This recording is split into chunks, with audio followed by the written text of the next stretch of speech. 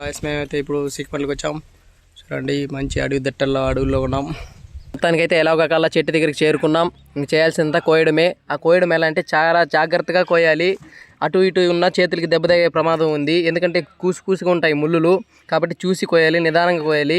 చూడండి ఎంత చూడముచ్చటగా ఉందో, గుండుగా నల్లగా. చూస్తుంటే అట్టే నోరు ఊరుతుంది. గాయస్ నాకు తెలిసి చాలా మందికి ఈ పండ్లు అంటే కూడా తెలిసి ఉండదు.